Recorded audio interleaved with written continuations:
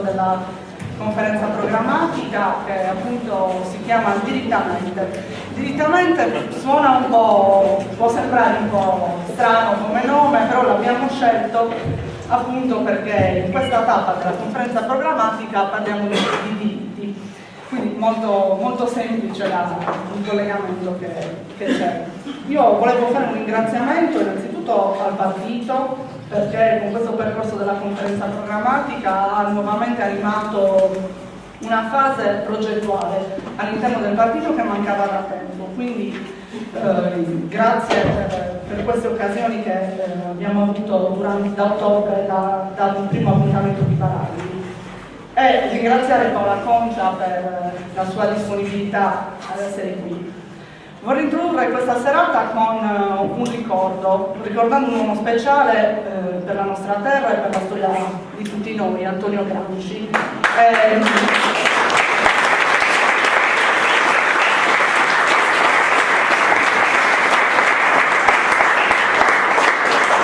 Perché appunto oggi ricorre il 75esimo anniversario della sua morte, ma io posso dire che il pensiero di questo importantissimo uomo rimane pulsante e vivo nel pensiero di tutti noi. Il mio personale ricordo sta in una frase del famosissimo passo Odio gli indifferenti, che è questa: se avessi fatto anch'io il mio dovere e se avessi cercato di far valere la mia volontà.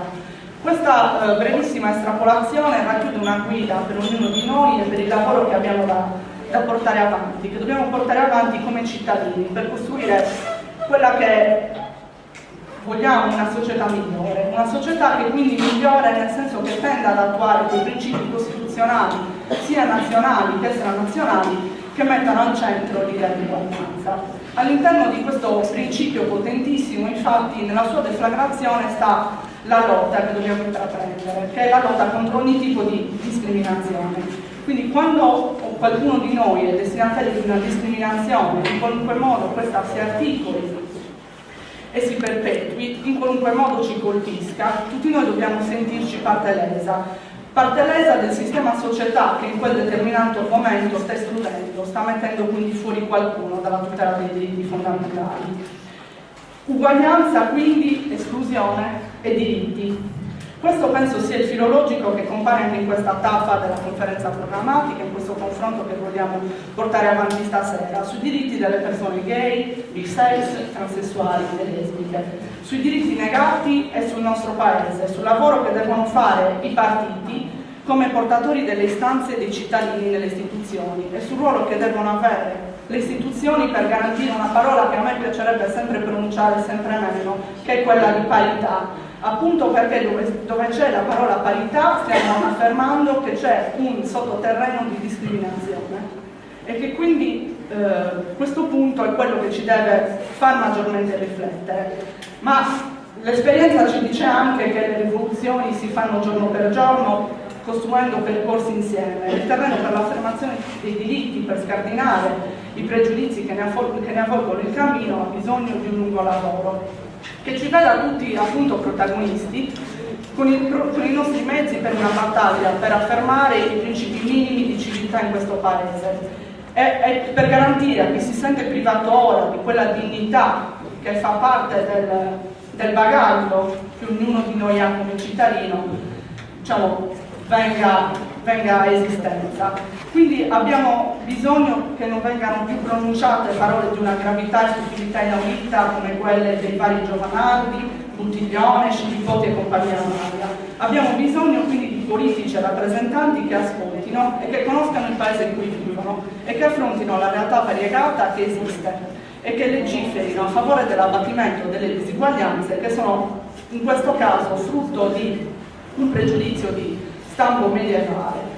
Quindi abbiamo bisogno di riportare al centro della discussione politica i diritti delle persone gay, lesbiche, transessuali e bisessuali, il diritto alla famiglia, il diritto a non essere discriminati nel lavoro e nella società e, perché no, il diritto molto più semplice di camminare tranquillamente per strada manpresa. Abbiamo quindi bisogno di un'azione politica forte, di un grande partito progressista e di un partito democratico che sappia interrogarsi e rinnovarsi sui temi definiti solamente da altri e solo da altri come temi delicati. e quindi fare scelte legislative coerenti con la natura di partito e con la natura di aggettivo che abbiamo dopo questo partito democratico.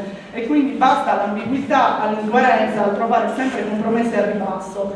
Quindi abbiamo bisogno di fare un lavoro di grande slancio, di protagonismo, di condivisione, di ascolto, di collaborazione con le associazioni, i sindacati, le istituzioni scolastiche e di far partire una nuova stagione di diritti e non solo di contrattacco alla volgarità. E abbiamo bisogno forse ancora di più di fare nostri quei principi costituzionali, quei principi che vengono dalla nuovissima giurisprudenza della Corte di Cassazione, le buone prassi degli altri paesi dell'Unione Europea, vagamente più attenti di noi, i principi e rimproveri provenienti appunto dall'Unione Europea che ci hanno nuovamente da poco macchettato, e far sì che i diritti che negli altri paesi sono cosa normale non siano solamente privilegi. Quindi io vi ringrazio per essere qui stasera, apriamo quindi il dibattito, do la parola a Thomas Castangia per i saluti, poi avremo i nostri ospiti Gian Mario De Muro, docente di diritto costituzionale dell'Università di Cagliari, facoltà di giurisprudenza, Sandro Galitu della CGIL Nuovi Diritti, poi Enrico Trogu che è responsabile dei diritti civili dei giovani democratici della provincia di Cagliari, poi avremo Carlo Cozza dell'APE Cagliari e poi in collegamento Skype abbiamo l'associazione Famiglie Arcobaleno e poi apriamo il dibattito e poi conclude Paola Concia. Grazie.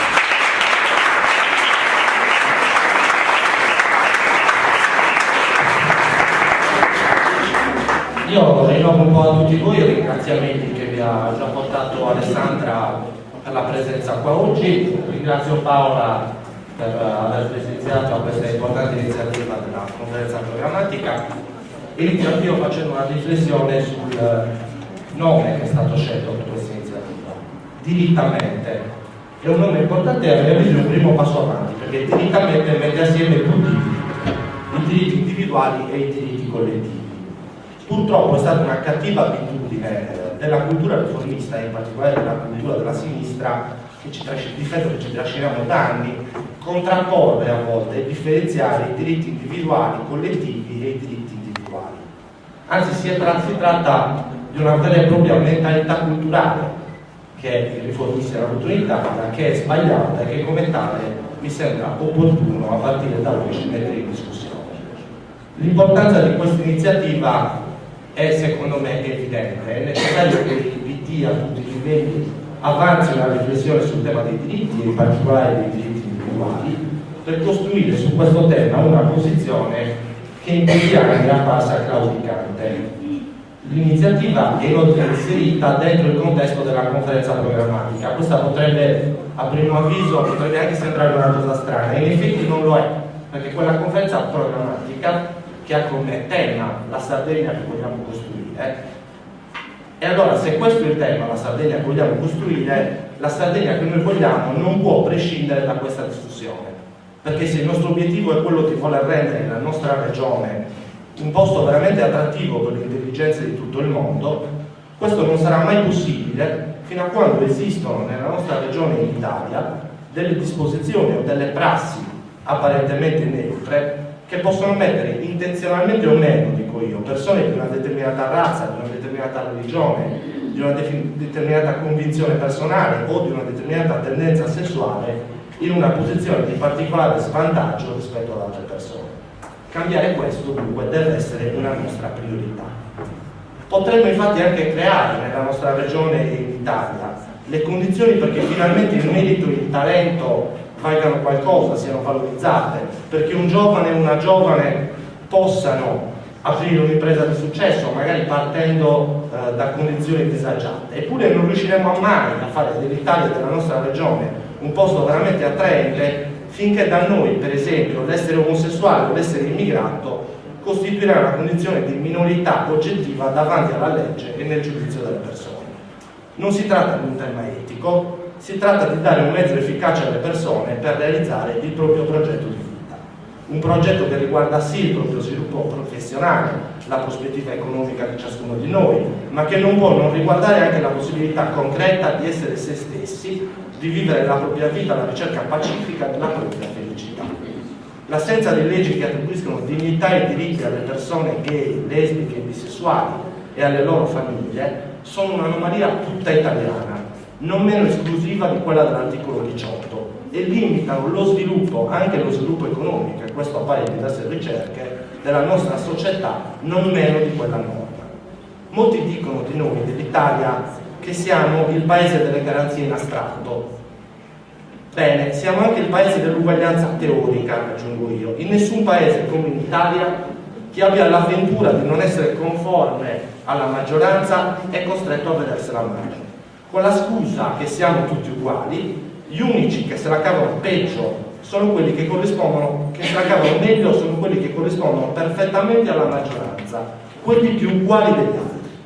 Molto spesso in questi mesi si è detto che dobbiamo iniziare a guardare alle regioni e alle nazioni europee più progredite, che dobbiamo avviare un percorso che deve portarci ad assomigliare il più possibile alla Germania. Bene, ricordiamoci oggi in questa discussione che in Germania e in tutto il resto d'Europa, tranne guarda caso la Grecia, 2 uomini o 2 donne possono serenamente sposarsi, unirsi civilmente, assumere impegni reciproci, avere dei bambini, essere riconosciuti davanti alla società, essere protetti dalla legge contro le violenze fisiche e le insolenze verbali. Dobbiamo in sostanza abbandonare le nostre reticenze, smontare quell'atteggiamento secondo il quale molto spesso anche noi, quando va bene, contrapponiamo i diritti individuali rispetto ai diritti collettivi dicendo che i tempi sono diversi. Diciamo ora c'è da lottare sulle pensioni, sulla mancanza di mense, sugli asili nido, poi lotteremo per i diritti dei singoli, libertà, cittadinanza, pienezza della vita di ognuno. Ecco, è ora di finirla con questo atteggiamento, perché questo atteggiamento è frutto di un retaggio culturale che è passato, che è distante da noi circa 30 anni e che per fortuna faticosamente stiamo superando. Quel retaggio che vedeva l'affermazione dei diritti sociali come una questione di classe, mentre i diritti individuali allora erano individuati come diritti borghesi e dunque come tali avrebbero trovato il loro spazio, ma poi, siccome il tempo è cambiato, sono cambiati gli uomini e soprattutto le donne nell'Italia, è ora di cambiare la nostra posizione. È ora di capire nel PD l'importanza dei diritti individuali, perché questa è la sottovalutazione di questo tema ancora colpisce il PD e tutto il centro-sinistra italiano. Nel riconoscere la collocazione dei diritti soggettivi rispetto ai diritti sociali, secondo me dovremmo tener conto di almeno 3 domande che io lascio come spunto per la discussione.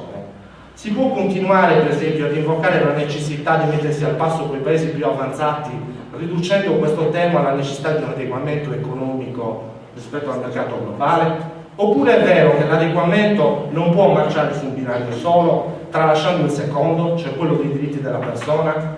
Muoversi nel mondo oggi, implica vedere riconosciuti ovunque, a livello più ampio, i diritti della persona, siano essi diritti di libertà personale, di movimento, di opinione, di espressione e quant'altro.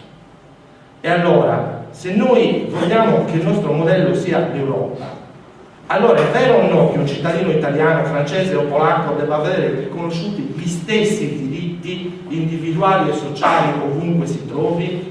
Cioè che si trovi in Polonia, in Francia o in Italia, e ovunque si voglia spostare anche per motivi lavorativi, cioè in Francia, in Polonia e in Italia verranno riconosciuti gli stessi diritti in tutte le nazioni europee?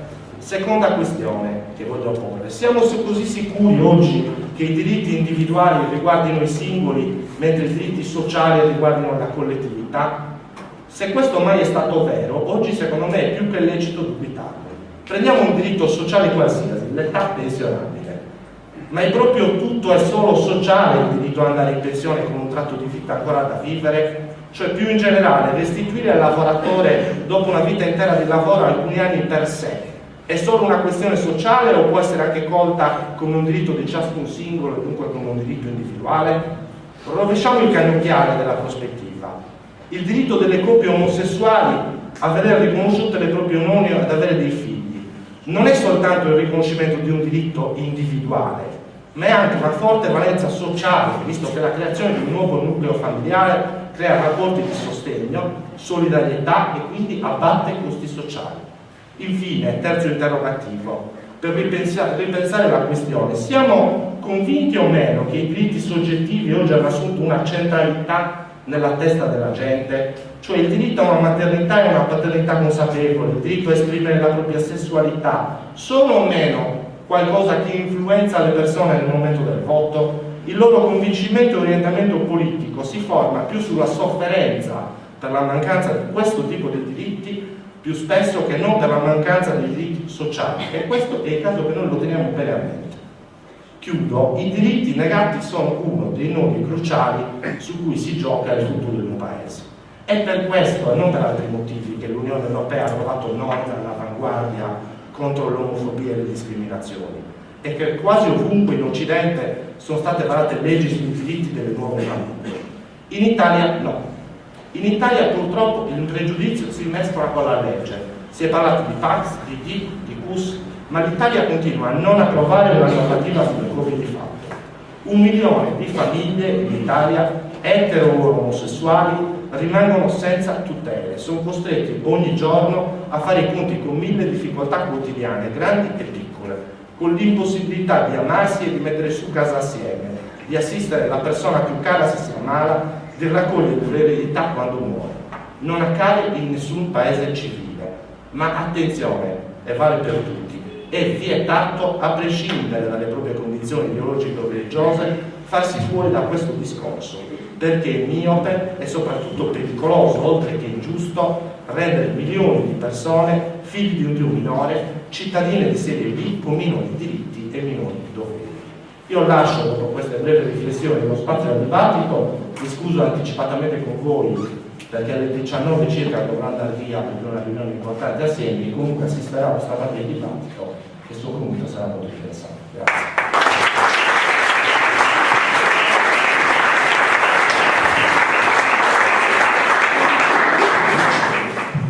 Grazie Thomas, un saluto a tutti e un grazie a voi che avete dedicato questo venerdì sera a questo momento di confronto e di dibattito. Ringrazio anche tutti gli ospiti, in particolare l'onorevole Paola Concia, che sappiamo benissimo nel tempo si è sempre distinta per la lotta per i diritti civili.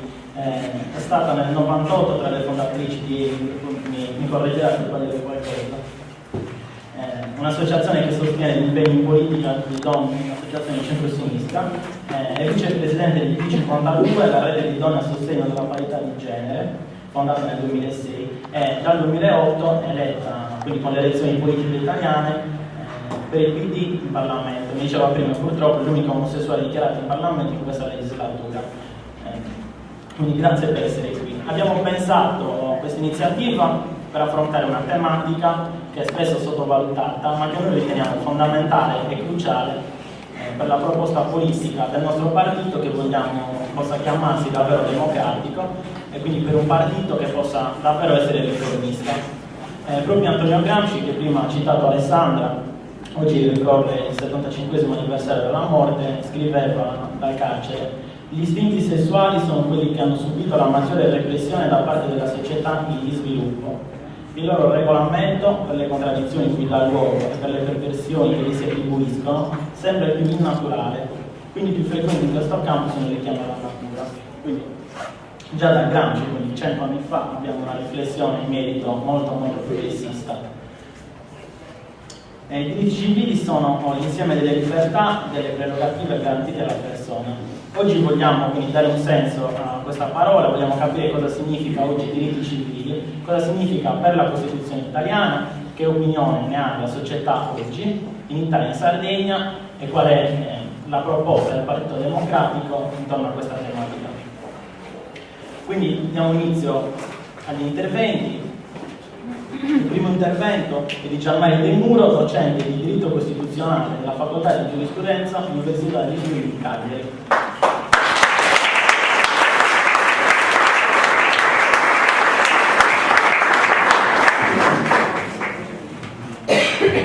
Buonasera a tutti, mi sembra una buona notizia che un partito, soprattutto sulla spinta dei giovani, parli di diritti. Questa è una cosa che accade soprattutto negli anni 60 e improvvisamente ci siamo dimenticati che i partiti si occupano dei diritti, anzi la loro fondamentale ragione di essere è quella dei diritti. E ancora più bello che questo accade in un momento di una contingenza di grande difficoltà. Vi faccio una domanda, iniziamo da professore universitario. Sapete che è cambiata la Costituzione?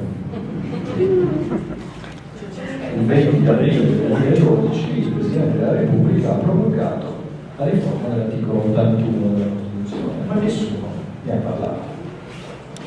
Questo lo dico perché ne ho parlato anche con tante persone che pensavo fossero molto informate, in realtà la riforma dell'articolo 81 di cui si era parlato, di cui si era detto, chiesto dalla Banca Centrale Europea nella lettera di agosto del 2012, di bilancio, è entrata in vigore, ma non è una modifica di poco conto, perché questo sui diritti sociali ha un impatto, e avrà un impatto molto importante. Scusate se ho fatto un po' una battuta su questo aspetto, però è come dire il segno dei tempi, nel senso che c'è un uso congiunturale della Costituzione, per quanto riguarda la crisi economica, e un uso congiunturale che poi in altri paesi interviene nella materia dei diritti e interviene in maniera molto pesante nella materia dei diritti. Mi basta citare l'Ungheria per fare un riferimento a una Costituzione che è cambiata da poco, ma è cambiata in maniera molto sbagliata. Allora io il mio intervento sarà molto breve, voglio parlare della dimensione democratica dei diritti attraverso la Costituzione e la legislazione, e la dimensione democratica dei diritti attraverso l'uso della giurisprudenza. Come dicevo inizialmente, a chi parla la Costituzione, cioè a chi deve dare delle regole alla Costituzione, a chi deve trovare un significato di interpretazione. Nelle questioni più complesse, come quelle della omosessualità, a un certo punto abbiamo trovato la Costituzione muta, nel senso che l'articolo 29 della Costituzione è stato muto nel significante che poteva essere attribuito da un giudice, nel senso che il giudice, in questo caso la Corte Costituzionale, ha trovato tutte le strade per fare una decisione tutto sommato ambigua su questo aspetto, però basandosi sulla parola matrimonio, ha detto che il matrimonio certamente non rientra nelle scelte che sono ammissibili nell'ambito di una coppia omosessuale. Ha parlato di tolleranza, la Corte Costituzionale ci mancherebbe altro, perché le Costituzioni sono il segno e il significato della tolleranza, però, come dire, la Costituzione da questo punto di vista è rimasta muta sotto questo aspetto, mentre è riuscita a parlare, e molto bene, quando si è parlato di autorizzazione al matrimonio delle coppie extracomunitarie. Noi siamo il Paese che è riuscito a approvare una norma nel codice civile che prevedeva la possibilità di chiedere un'autorizzazione agli extracomunitari per potersi sposare. Una norma pensata contro i matrimoni facili delle badanti con i vecchietti, è diventata una norma clamorosamente e insopportabilmente incostituzionale, perché evidentemente aveva violato il diritto di tutti di sposarsi, anche di non sposarsi, ma anche il diritto di sposarsi. Questa ve la cito per la sentenza della Corte, perché è interessante, perché qui la Corte è dovuta andare a cercare poi nella Carta della Convenzione Europea dei diritti dell'uomo il diritto fondamentale di sposarsi, che appunto è riferito e che noi siamo riusciti a modificare. Ma perché questa premessa? Per dire che appunto la Costituzione parla dal punto di vista di una rete di definizione dei diritti, ma questi diritti poi hanno bisogno della legislazione. Il primo punto che voglio sottolineare è che il ruolo dei partiti è assolutamente non surrogabile, è assolutamente non modificabile, se non come ruolo di soggetti che fanno parlare di sé, non certo per il finanziamento pubblico, non per i diamanti o per i lingotti, ma che fanno parlare di sé per le battaglie e per la discussione pubblica che deve essere portata intorno a questi temi. Quindi è un punto dal quale voglio dire attenzione, la Costituzione può essere muta o perlomeno può parlare in sordina, può lasciare un livello di tolleranza, ma su alcune scelte fondamentali ci vogliono leggi. Da questo punto di vista non c'è nessun dubbio che la legislazione, quando si dice con riferimento ai paesi più progrediti d'Europa, ma non si capisce perché l'Italia non possa essere più progredita di altri paesi d'Europa, e poter scrivere norme molto più serie e importanti che da questo punto di vista aiutino rispetto alla tutela dei diritti fondamentali. Quindi il primo punto che voglio sottolineare è: attenzione, la Costituzione non basta, e non basta nei momenti di crisi o di crisi drammatica come questa. Adesso vi voglio citare soltanto l'Olanda e la Francia. Non sono un caso perché già l'Olanda e la Francia nel 2005 votarono contro la Costituzione europea, sia la Francia che l'Olanda. In questo momento sia in Francia che in Olanda ci sono partiti che, come nel caso del partito di Marine Le Pen, avevano il 18%, facevano discorsi xenofobi, facevano discorsi contrari all'integrazione europea, facendo discorsi che allontanano, come dire, il percorso dell'Unione Europea, che da appunto soggetto che si occupava soltanto di mercato è arrivata a definire una carta dei diritti che, come tutti sapete, è entrata in vigore dal 2010 con il Trattato di Lisbona. Quindi attenzione che tutto quello che si è raggiunto sino adesso è assolutamente a rischio. Qualunque mi è capitato ieri un piccolissimo accenno, sono andato in un cineforum a discutere con degli amici film sul rapimento Moro. Non pensiate che oggi siamo in un momento molto diverso da quello del marzo del 1978 con il rapimento Moro, perché in quel momento un governo di unità nazionale si trovò a fare delle scelte molto discutibili rispetto a tutte le diritti fondamentali, e qui la crisi economica può creare problemi seri per i diritti fondamentali, e in particolare i diritti sociali, di cui parlava molto giustamente prima Thomas, perché i diritti sociali sono quelli che nell'immaginario collettivo sono i diritti che costano, e quindi sono i diritti che possono più essere modificati, che possono più essere cambiati sotto questo aspetto. Quindi c'è una dimensione democratica che appartiene alla Costituzione, ma che deve necessariamente trovare nel dibattito democratico, nella quotidianità, nelle questioni che vengono affrontate, una disciplina. E veniamo ai giudici. I giudici fanno quello che possono, mi viene da dire, nel senso che fanno moltissimo, perché fanno quello che è dato alla possibilità dei giudici. Una recentissima omosessualità, c'è una recentissima sentenza della Cassazione che riconosce tutta una serie di profili che sono molto importanti, molto collegati alla vita familiare, però i giudici, come dire, hanno, ed è giusto che così sia, la visione del caso concreto. E la visione del caso concreto è certamente importante, è importante nella Cassazione, è importante verso la Corte Costituzionale, è ancora più importante verso i giudici europei, no? La Corte di Lussemburgo e la Corte di Strasburgo. Però attenzione, i giudici argomentano, i giudici possono fare dei principi, possono costruire una giurisprudenza, possono favorire il clima, ma non possono risolvere le questioni intorno ai diritti. I giudici sono importanti, sono importantissimi, dovranno continuare a fare delle scelte, ma le scelte fondamentali dovranno essere fatte in Parlamento. Per cui, e quindi arrivo alle conclusioni, il ruolo di un partito, di tutti i partiti in generale, di tutti coloro che svolgono attività politica e che hanno una cura e che hanno caro presso di sé la tutela dei diritti, la scelta principale che possono fare è appunto parlarne, discuterne tutte le volte che è possibile, proponendo disegni di legge, discutendo sistematicamente le questioni, perché alla fine possa fare notizia non tanto la sentenza del giudice, ma finalmente una legge approvata dal Parlamento. Questo è il ruolo che io voglio sottolineare e continuo a sottolineare, che i Parlamenti queste cose devono fare, non si devono occupare di leggi sulle miscelazioni dei polli o qualunque altra sciocchezza, si devono occupare di queste cose, soprattutto della legislazione dei diritti. Grazie.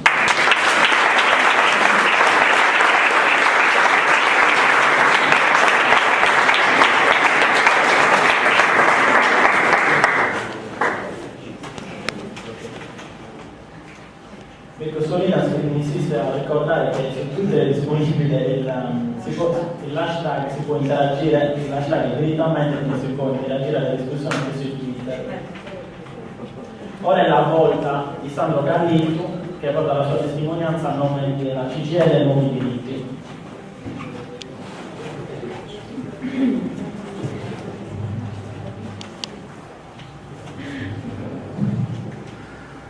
Allora, buonasera a tutti.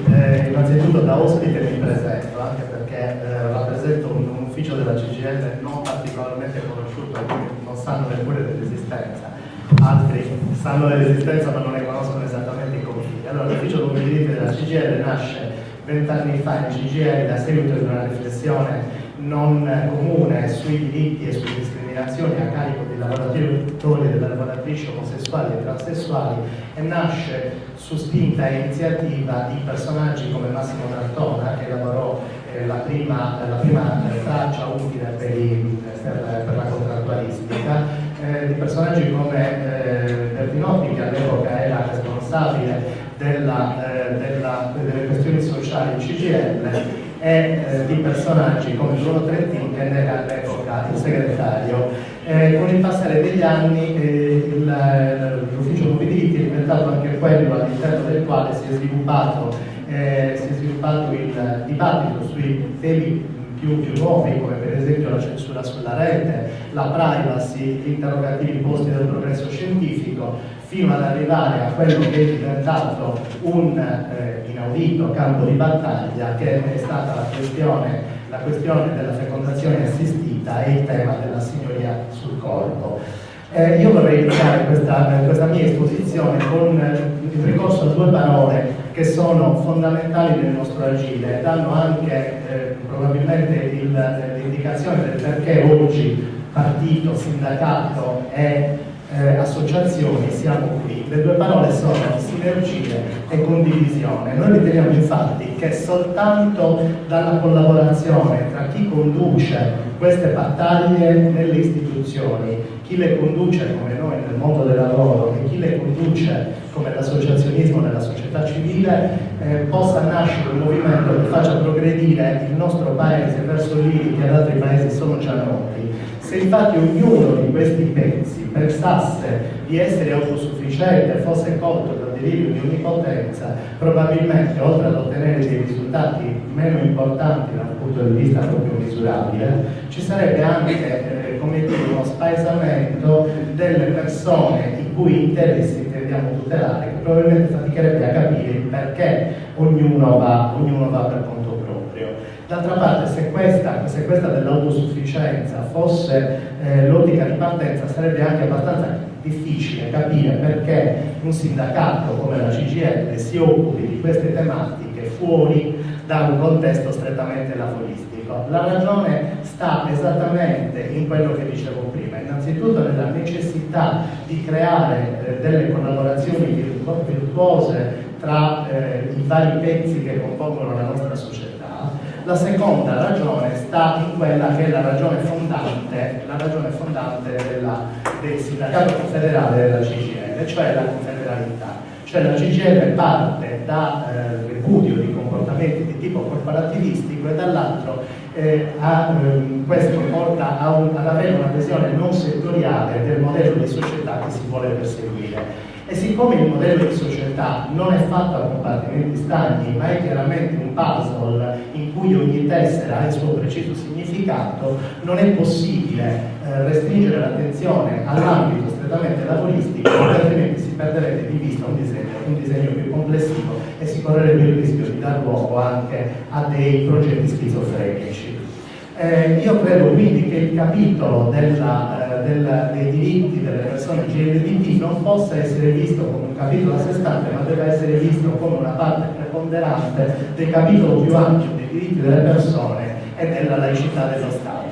Ed è questo il motivo per cui come CGIL abbiamo sempre cercato di coinvolgere nelle nostre iniziative e nelle nostre manifestazioni su questi temi tutte le persone, a prescindere dal loro orientamento sessuale, dal loro genere, dalla loro identità di genere, perché riteniamo, e penso che su questo siamo tutti d'accordo, che debba accadere per i diritti delle persone LGBT la stessa cosa che accade nella tutela dei diritti degli immigrati e dei diritti delle donne. Cioè io credo che nessuno di noi pensi che la tutela dei diritti degli immigrati e delle donne sia un problema degli immigrati e delle donne, che alle manifestazioni per quei diritti devono partecipare solo gli immigrati o solo le donne. Questo è, credo, il motivo per cui questi diritti non sono un pezzo che interessa una parte della società, ma è qualcosa che è alla base dello stare insieme. E mi piace sottolineare questo punto, soprattutto in un periodo in cui c'è il rischio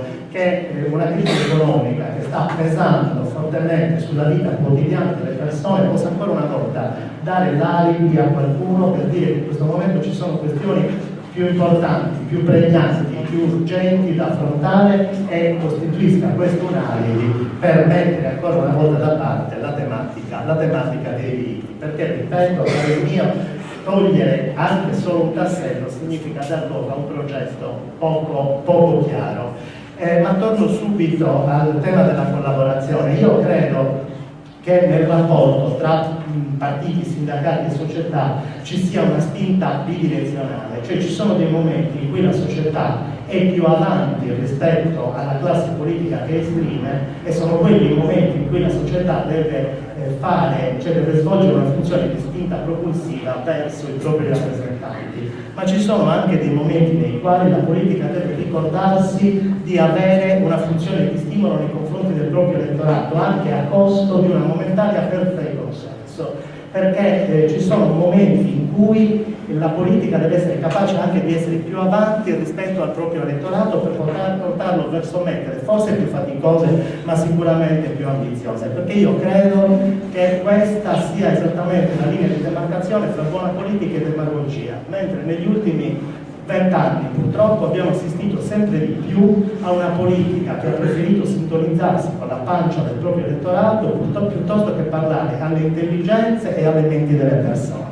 Mentre la politica deve svolgere questa funzione, la deve svolgere in qualunque istanza, a partire da quella amministrativa e locale.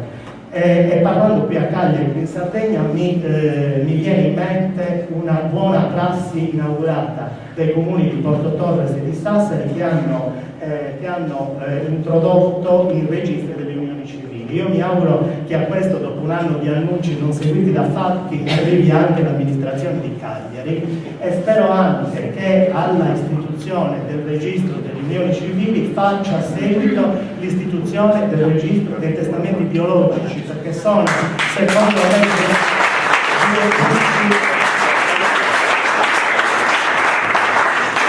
sono due punti nodali in cui è necessario che le amministrazioni locali facciano da momentanea supplenza, anche solo simbolica, e da apripista per politiche nazionali più alte e più laiche. Io capisco che all'interno dei partiti ci sia una timidezza su questi punti perché si ha paura di perdere il contatto col proprio elettorato, ma penso anche due cose. La prima è quella che dicevo, cioè ci sono dei momenti in cui i partiti devono essere più avanti del proprio elettorato, ma penso anche, e spero di non apparire saccente, un'altra cosa, cioè io credo che gli elettori di un partito, di qualunque partito, chiedano alla propria classe dirigente dei comportamenti e delle posizioni chiare e univoche, a costo di ritrovarsi in disaccordo con quelle posizioni. Ma il fatto è che il rischio è che posizioni cerchiobottiste che vogliono tenere insieme tutto e il contrario di tutto finiscano per scontentare sia i sostenitori del tutto che i sostenitori del contrario di tutto.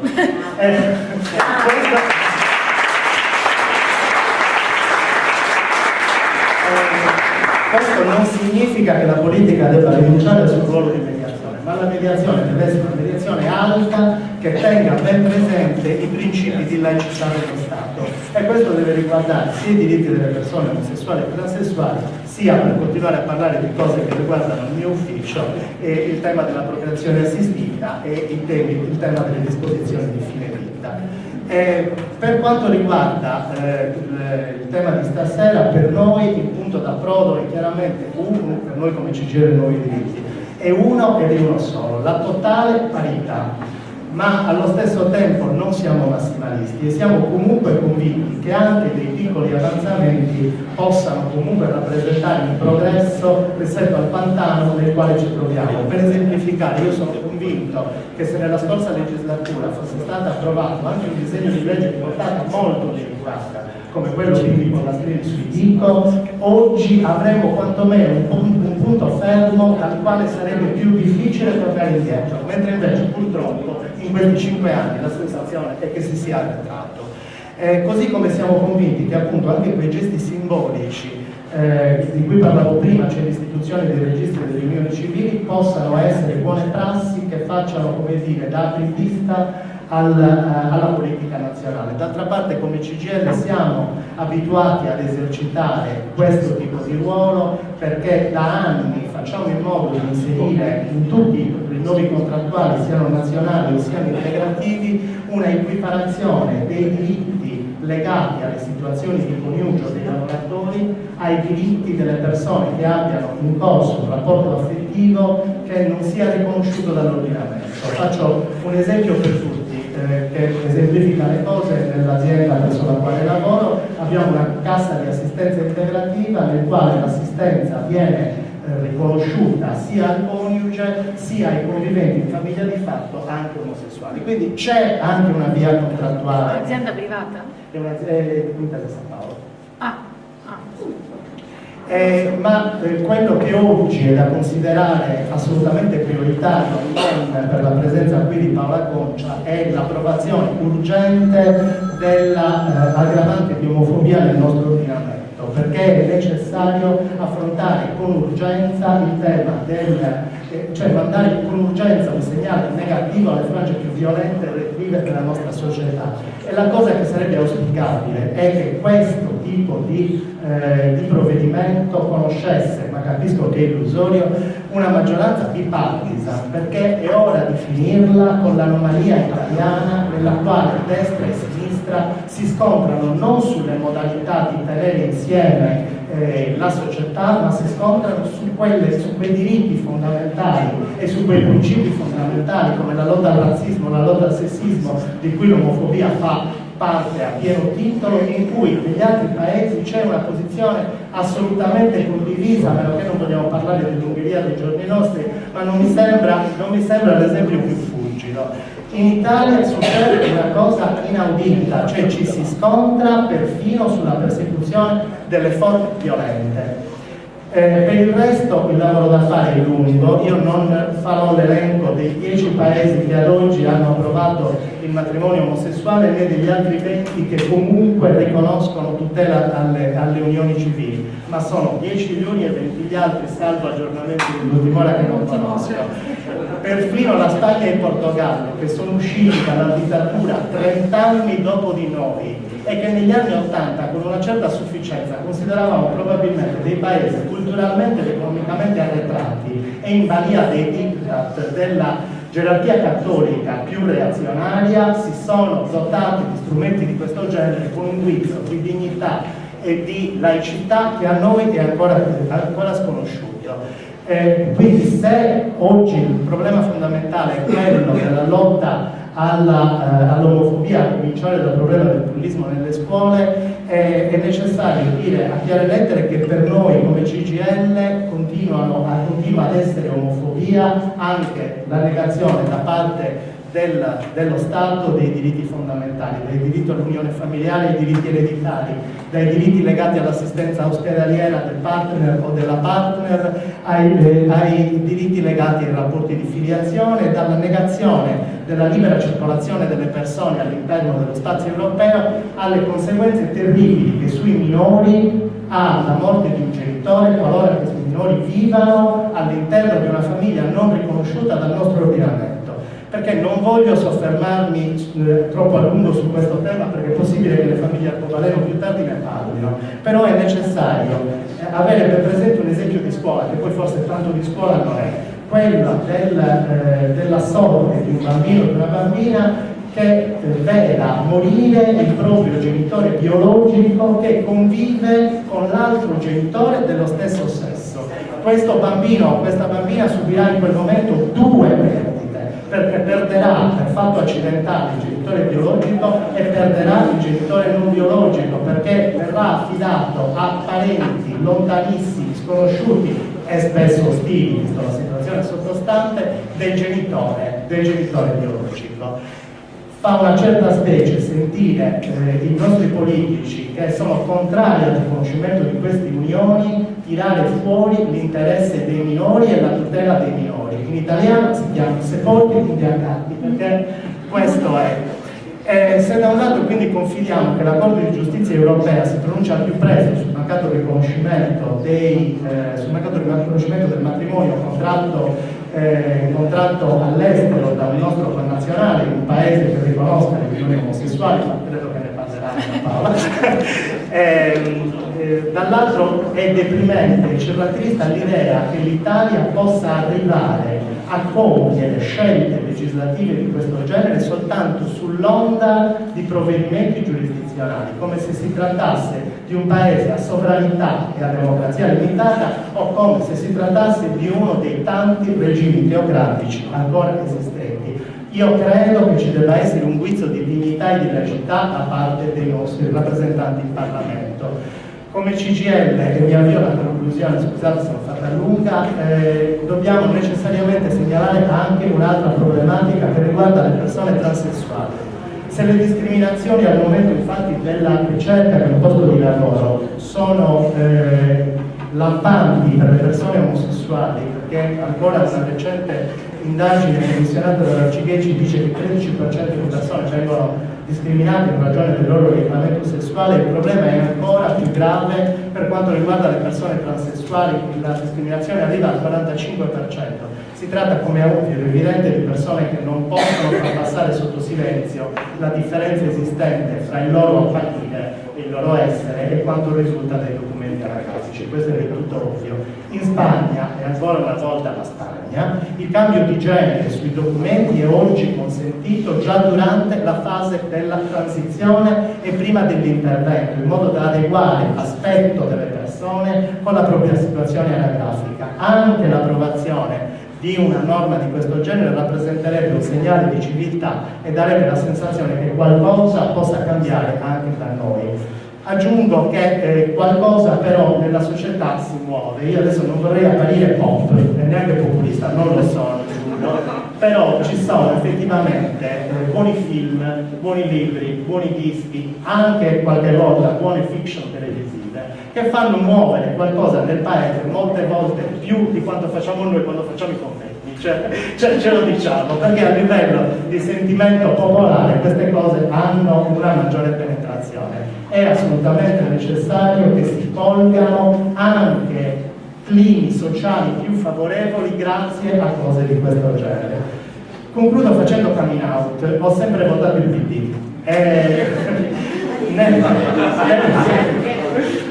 Nelle scorse settimane mi capitava di anche tu diverso. Nelle scorse settimane mi capitava di chiacchierare, di battere veramente su Twitter con il vostro vicepresidente, Ivo Scalfarotto, e gli dicevo che ho un sogno, quello di un PD che abbia le posizioni sul tema dei diritti civili del suo vicepresidente e le posizioni sul tema del lavoro della sua presidente.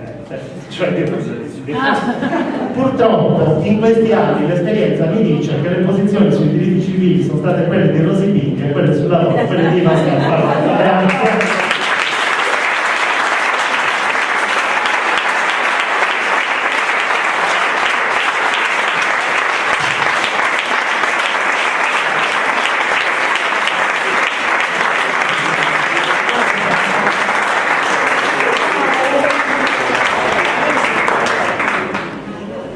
Grazie Sandro. Poi che abbiamo scelto per l'iniziativa prevede la visione di alcuni video significativi che abbiamo scelto e che crediamo siano utili a portare un contributo importante alla discussione. Il primo video si intitola Alzati e reagisci al bullismo omofobo. Andiamo alla luce, no? Sì, sì.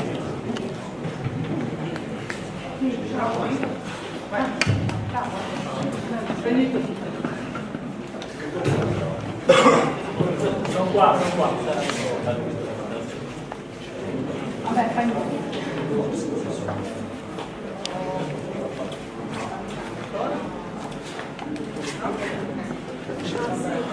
Dai, va bene. Va bene.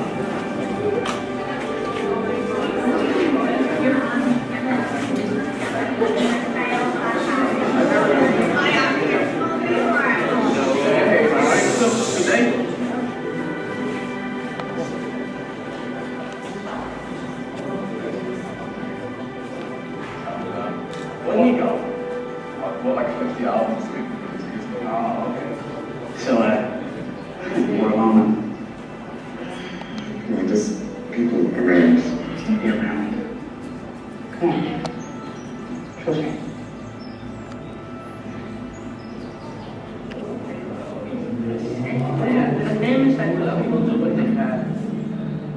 Is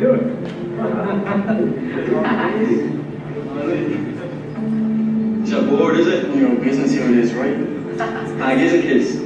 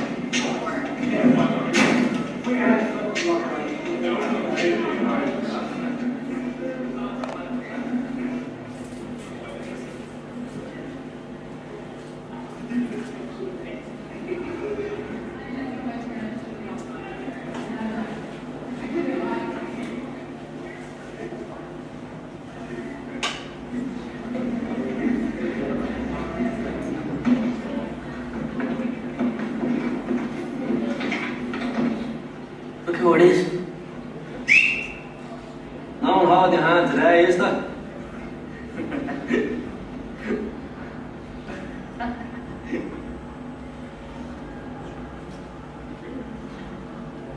I'll hold your hand.